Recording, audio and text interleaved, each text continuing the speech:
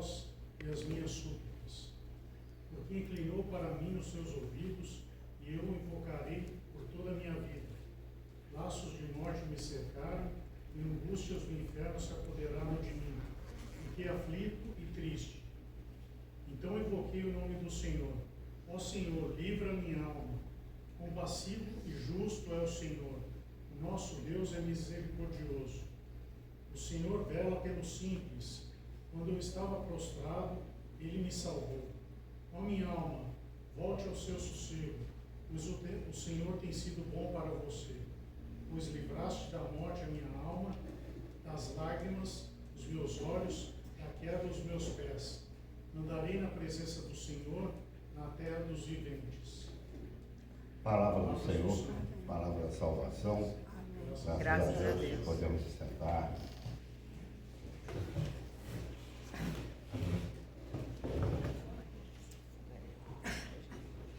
Eu me lembrei desse salmo primeiro por ser uma das leituras do lecionário para o dia de hoje, mas também porque nós estamos no Setembro Amarelo, não é? Esse tom amarelo que infelizmente nós estamos vendo, esse tom das queimadas, da destruição dos nossos biomas, não é? Mas é também o Setembro Amarelo da prevenção do suicídio. E uma situação em que a pessoa se vê talvez cercada de chamas por todos os lados e não vê saída, não é? E se entrega à morte como único recurso para aliviar seu sofrimento, para aliviar, enfim, tudo aquilo pelo que está passando. E o Salmo 116, ele retrata exatamente a condição de uma pessoa que perdeu as suas esperanças, que se sentiu cercada pela morte. O livro dos Salmos, ele é conhecido entre nós como o livro dos louvores, não é? O próprio salmista diz, o Senhor habita em meio a louvores. Maravilha, não é? A gente não pode ficar só com essa concepção do Deus que habita em meio aos louvores, porque o próprio livro dos Salmos, dos 150 salmos, 73 são salmos de súplica e de lamento. Metade, praticamente, do livro dos Salmos. 73 salmos de súplica e de lamento. Então, não é só de louvores que se constitui, que vive a nossa relação com Deus, muito pelo contrário. Nossa relação com Deus, ela tem que acontecer em todos os momentos da nossa vida, em todas as áreas, em todas as situações. E os compositores dos salmos, Davi, Asaf, Coré, Etan, etc., os diversos autores, traduziram nas suas letras todas as condições do espírito humano quando se coloca diante de Deus. Então, são dezenas de salmos que traduzem justamente almas aflitas, almas contritas, almas se sentindo culpadas, não é? Almas desamparadas, mas que encontraram na presença de Deus a resposta e o alívio para a sua condição. Nós sabemos que muitas pessoas são levadas a abrir mão da própria vida por uma condição médica mesmo, clínica, né? Existe a doença da depressão, né? E ela precisa ser tratada, ela precisa ser tratada com medicamentos, por meio de profissionais formados para isso, não é? Então, não se trata apenas de uma tristeza, de uma melancolia, de algum motivo momentâneo que leva a pessoa àquela condição. Muitas vezes existe, né, dentro da pessoa uma condição orgânica que a leva a ter esse tipo de sentimentos, né? Então, mas a gente sabe que muitas vezes as pessoas são levadas a esse estado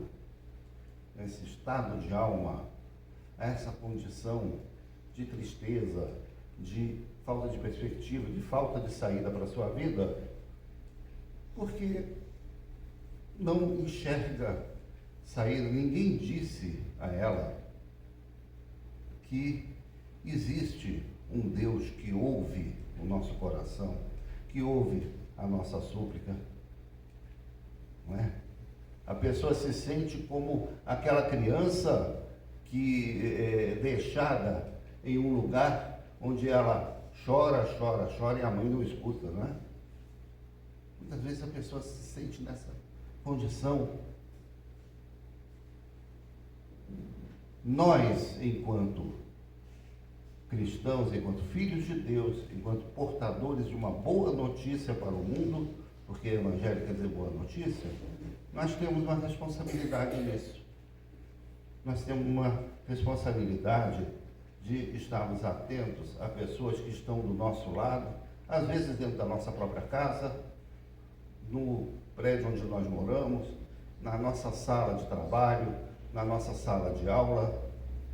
Nós temos uma responsabilidade para poder ouvir e poder também mostrar para pessoas nessa condição que existe uma saída, que existe um Deus que nos ouve. O salmista passou por essa situação. Ele começa dizendo, né? Amo o Senhor porque Ele ouve a minha voz e as minhas súplicas. Essa é a primeira premissa que ele concluiu a partir da sua própria experiência de vida. E aqui ele começa então a relatar dizendo, ele inclinou para mim os seus ouvidos, eu o invocarei por toda a minha vida. Existe um Deus que nos ouve, existe um Deus que está disposto a nos ouvir. Às vezes a gente se esquece dele. Às vezes no corre-corre da nossa vida, né, a gente procura diversas ajudas, né? A gente procura também a ajuda de um profissional, de um terapeuta, de um psicólogo, de um coach, enfim, de profissionais que se oferecem para nos ouvir e, eventualmente, nos oferecer soluções, mas nós temos acesso direto ao próprio Deus. Nós temos esse acesso. E mesmo nós que somos já crentes, vividos, experimentados, muitas vezes a gente acaba se esquecendo desse detalhe importantíssimo na nossa vida espiritual. Nós temos um Deus que inclina os seus ouvidos para nós. E como que o salmista descreve a sua situação? Ele diz o seguinte: laços de morte me cercaram e angústias do inferno se apoderaram de mim. Olha que descrição intensa, que descrição forte. Laços de morte, a pessoa se sente completamente amarrada, imobilizada, como se fosse alguém que tivesse sido imobilizado pelo inimigo e estivesse ali largado esperando o momento de ser executado. Laços de morte me cercaram. Não tinha como escapar. Não via o que fazer para sair daquela situação. Quantas vezes a gente passa por situações assim também, não é? A gente tenta ver as diversas alternativas que a gente tem para resolver algum problema e nenhuma delas resolve. A gente se vê num dilema: se eu fizer isso eu vou perder aquilo, se eu fizer aquilo eu vou perder isso. Situações que escapam a nossa capacidade de percepção, de raciocínio. Às vezes a solução não está tão longe, às vezes a solução é mais óbvia do que parece, mas a nossa mente parece que fica cega para enxergar todas as possibilidades. A gente se contém naquele nosso universo, naquele nosso mundinho, e não consegue enxergar outra saída, não é? Então é isso, né? Laços de morte nos cercam. Angústias do inferno. Essa palavra inferno não é exatamente aquele inferno, aquele lago de fogo e enxofre que está no nosso imaginário, mas ela corresponde àquele mundo inferior, o mundo dos mortos, que está presente no imaginário dos salmistas do Antigo Testamento, dos profetas, não é? O Sheol, não é? A pessoa, quando ela era sepultada, simbolicamente ela então descia ao mundo dos mortos. E era essa perspectiva que o salmista tinha: angústias do Sheol, um lugar para onde ele não queria ir. Mas ao mesmo tempo ele se sentia empurrado para ir para lá. Não é? Então, para você ver que a situação que ele enfrentou, que ele não descreve aqui com maiores detalhes, mas era uma situação muito pesada, era uma situação muito grave, era algo muito sério. Então, ele diz: eu fiquei aflito e triste. Aflito e triste. Nós, eventualmente, já passamos por isso nas nossas vidas, mas aqui eu creio que a maioria tem uma clareza muito grande da sua relação com Deus e soube a quem recorrer para superar aquilo que estava enfrentando. Mas muitas pessoas não têm essa mesma clareza, muitas pessoas não enxergam essa saída, elas não admitem, muitas vezes, que elas precisam clamar pelo Deus que pode salvá-las. Não é? O salmista não teve dúvidas, ele disse: então invoquei o nome do Senhor, ó Senhor, livra a minha alma. Ó Senhor, livra a minha alma. Muitas vezes nós precisamos aprender a dar esse grito. E precisamos ensinar outras pessoas também a dar esse mesmo grito. Porque isso pode salvá-las. Não é que Deus não esteja atento ao nosso sofrimento, não é que Deus não esteja disposto permanentemente a nos salvar, a nos ajudar. Mas quando a pessoa verbaliza esse grito, isso quer dizer que ela está pronta para receber a salvação de Deus. É muito importante tomar essa iniciativa, tomar essa atitude. Não é? Uma das dificuldades de salvar uma pessoa que está se afogando é quando o salva-vidas chega perto, ela quer continuar se debatendo, ela quer continuar se salvar da forma que ela acha que sabe e que não está funcionando. Enquanto ela ficar nesses movimentos desesperados, né, de se salvar, isso dificulta a atuação do salva-vida. Quando ela finalmente não se entrega à ação daquele que pode, sim, levá-la para uma condição mais segura, aí o salvamento acontece. Isso acontece na nossa vida também, não é? Muitas vezes a gente quer se salvar sozinho, da forma que a gente sabe ou acha que sabe.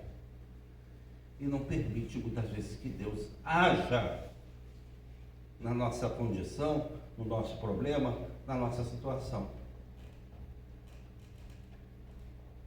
Tudo isso é fruto de uma experiência, de uma vivência com Deus,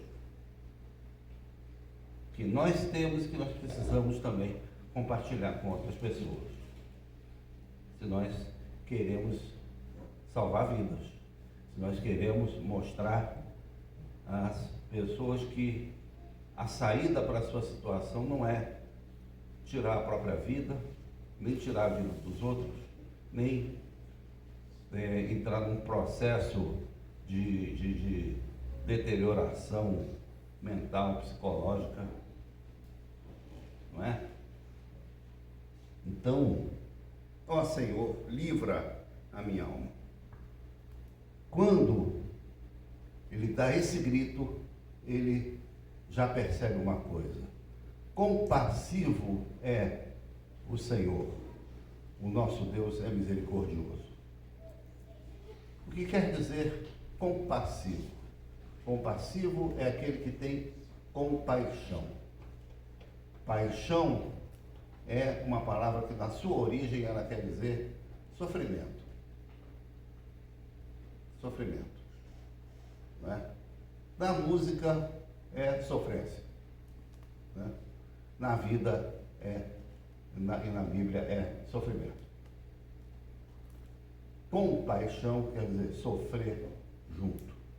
Deus sofre conosco, da mesma forma que mais cedo nós estávamos aqui refletindo sobre a teologia de Jürgen Moltmann, quando, falando na teologia da cruz, ele diz que assim como o Filho sofreu na cruz, Deus sofreu junto com ele, Deus foi crucificado com ele também. Essa é a compaixão de Deus, ela chega a esse ponto. E da mesma forma que ele agiu com o seu próprio Filho, ele age conosco também, porque nós também somos filhos de Deus.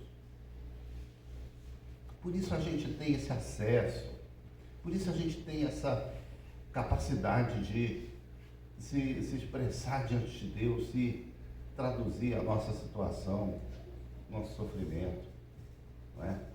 Então, compassivo e justo é o Senhor. O nosso Deus é misericordioso. E outra coisa que o salmista diz também, o salmista vela pelos simples. Quando eu estava prostrado, ele me salvou. Precisamos ter simplicidade. Não precisamos fazer jogo com Deus. Precisamos abrir o nosso coração.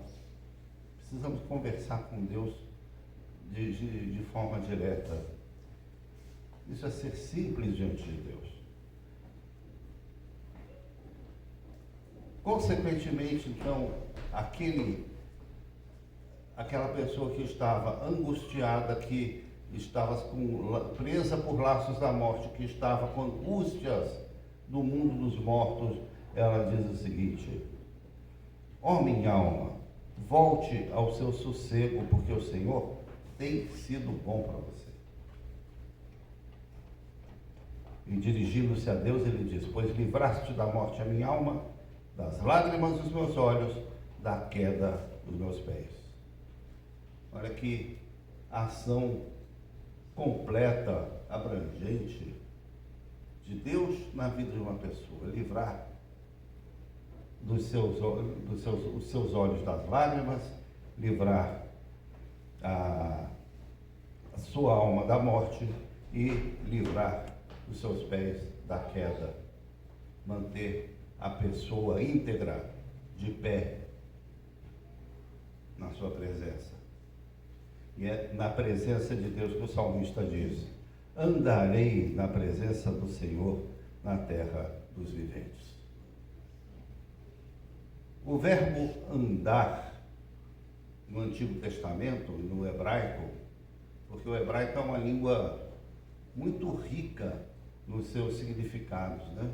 Uma palavra em hebraico ela pode ter um sentido literal, mas ela tem sentidos figurados muito ricos. Então, quando o salmista fala andar diante de Deus, não é simplesmente caminhar, não é simplesmente colocar um pé à frente do outro e se deslocar. Andar significa seguir um caminho, significa levar a sua vida. Esse é o sentido mais rico, mais amplo de andar. Então ele diz: andarei na presença do Senhor. Viver na presença de Deus é diferente de viver de qualquer maneira, de viver no escuro. Viver na presença de Deus é andar da forma que Deus quer que nós caminhemos, que nós levemos a nossa vida. Então esse é o significado mais profundo e é o fruto de uma atuação regeneradora de Deus, uma ação de resgate da nossa própria alma. E foi isso que o salmista clamou no começo, né? Ó Senhor, livra a minha alma. Uma ação de libertação. Essa ação muitas vezes pode ser coletiva. O povo de Deus estava sendo escravizado no Egito e, como povo, eles clamaram pela sua libertação. E então Deus, atento a esse clamor, ele disse: ouvi o clamor do meu povo. Ouvi o clamor do meu povo. E ele enviou então Moisés para desencadear um processo de libertação que começou principalmente na Páscoa, na noite do Pessah, no sacrifício do Cordeiro. E a partir dali então o povo se viu livre da sua escravidão. Deus não age só no plano individual dos problemas de cada um. Só isso já seria maravilhoso, mas Deus age também na história dos povos, e especialmente na história do povo de Deus. Não é? Então, tendo conhecimento disso, vamos lembrar disso nas nossas vidas e vamos apresentar esse Deus que inclina os seus ouvidos para pessoas que estão precisando desse Deus, que estão precisando desse resgate, que estão precisando dessa libertação. E com isso, com certeza, a gente vai estar, inclusive, salvando vidas, né? E recuperando pessoas para andarem na presença do nosso Deus. Amém? Amém. Deus nos capacite, nos abençoe, nos dê a percepção também para a gente ajudar a salvar vidas, não só nesse Setembro Amarelo, mas em todos os dias do ano.